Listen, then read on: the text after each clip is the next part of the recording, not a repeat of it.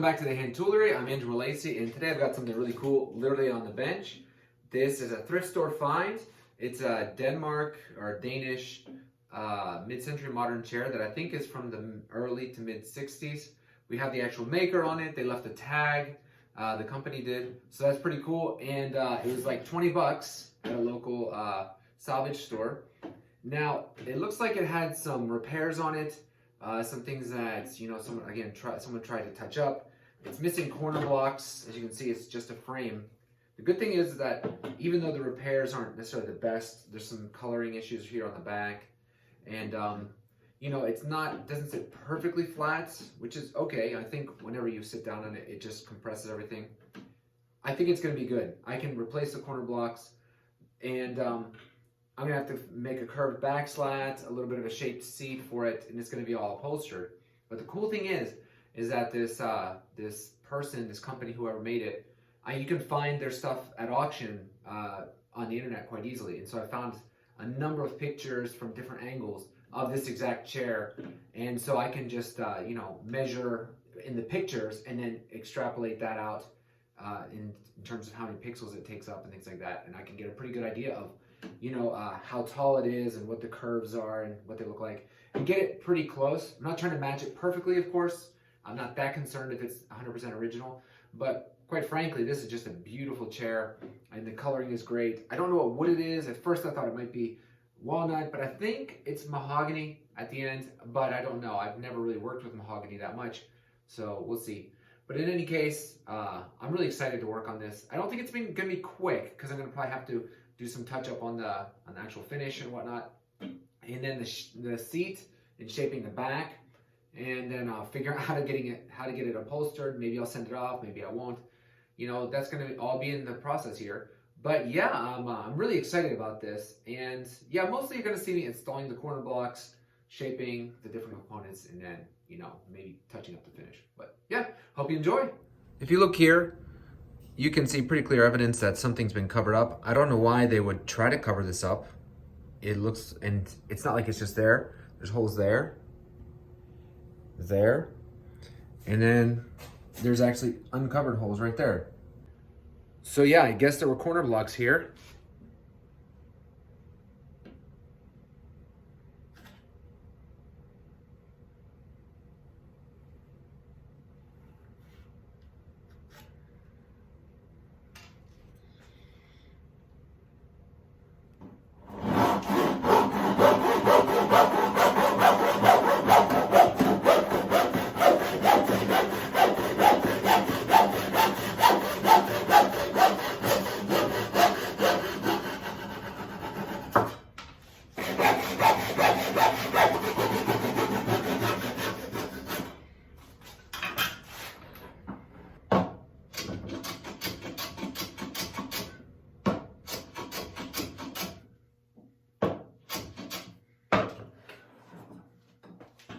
All right, I've got one corner block.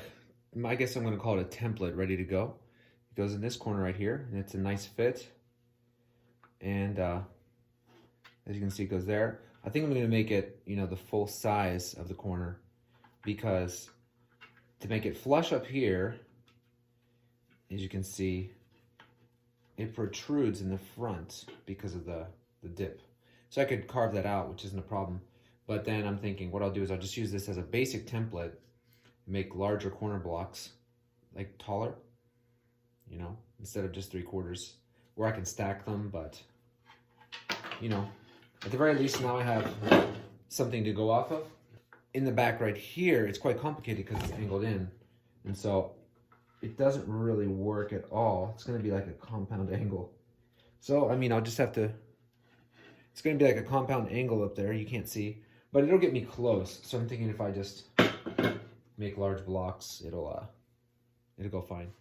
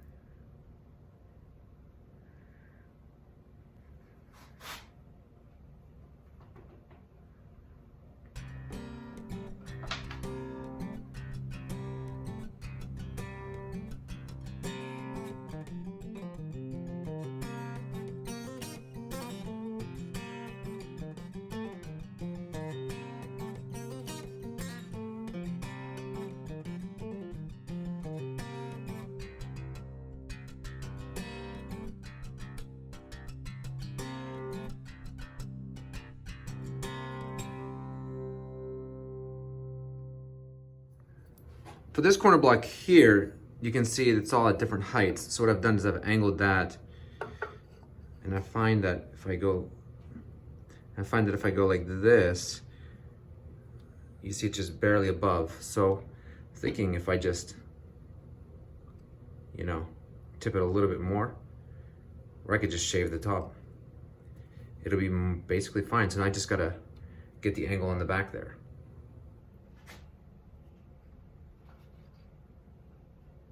I'm basically at this point just scribing it into place. So I think I'll just put this block here.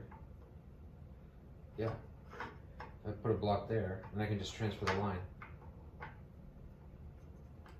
But I can't do that like that, so I'll just.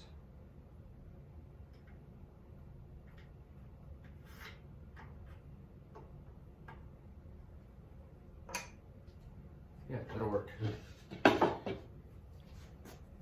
So yeah, I've got that line right there, and I'm just gonna transfer it back with a ruler. Offset it by quite a bit.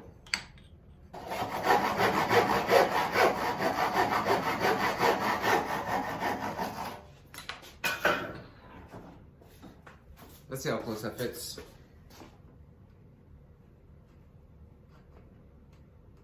It's not bad, right? Some light, but that's what I'm looking for. Just gotta fine tune it. Okay, it was very fiddly, but check out the fit.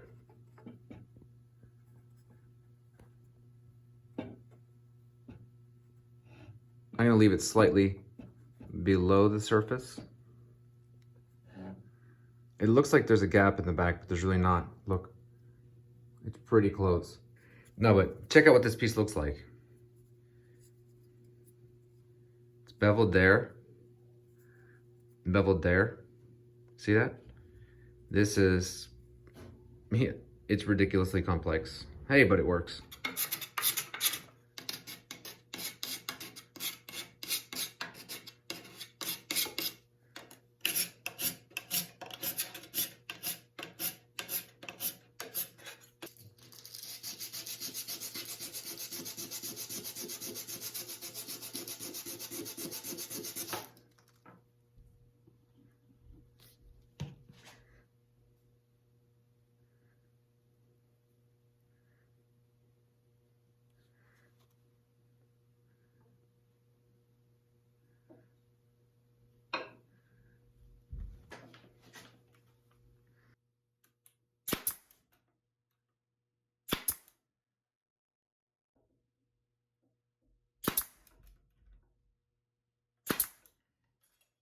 So you might be wondering why I'm brad nailing this in. Well, that's, like I've shown before, they were nailed in clearly with cut wire nails or just regular wire nails.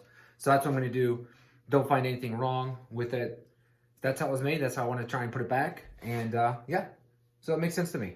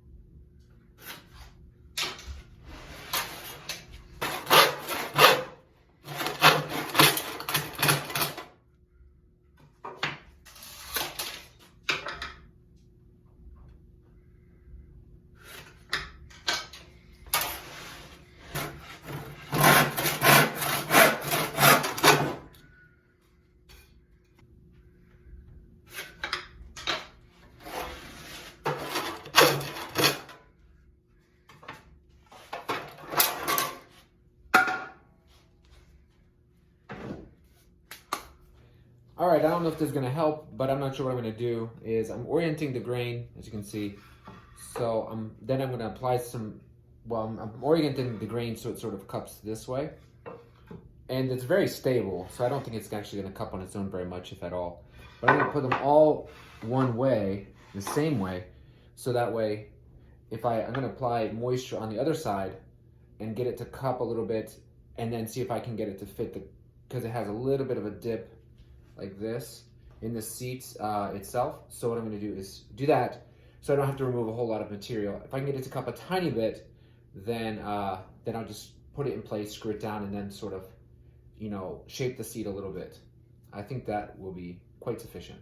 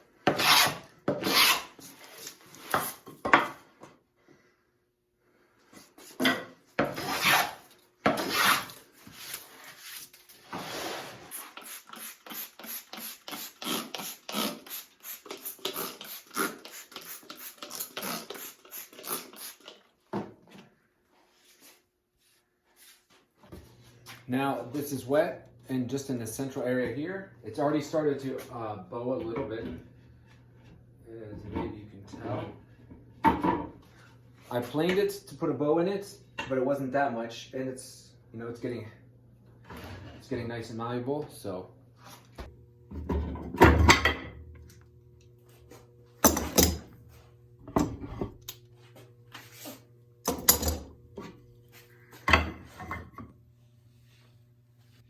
the spring back isn't that bad, actually. Small gap, which it's a small gap, but it's not bad.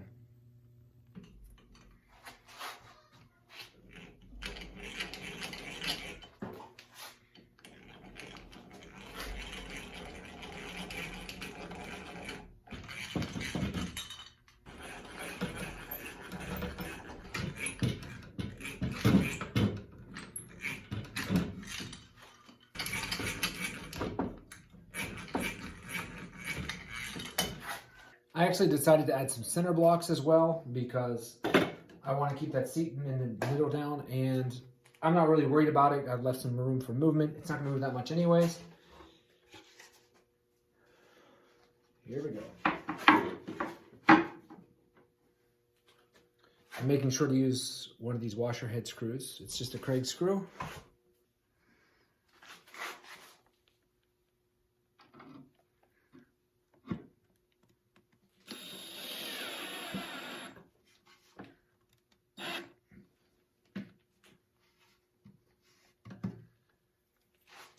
Nice, that looks good.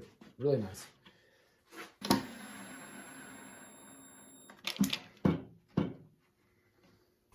As far as the fit goes, I'm pretty happy with that. There's a little bit of light under there. I don't know if you can tell. Right there. But I will take that.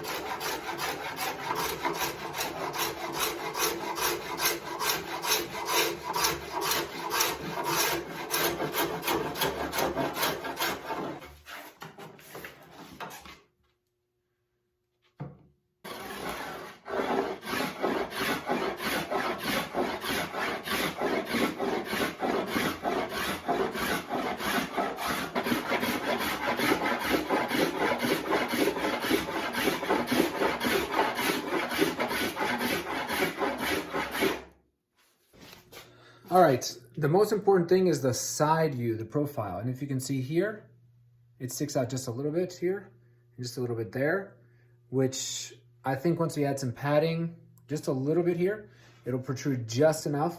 And I think we've got it dialed in. The shape up from above looks quite nice.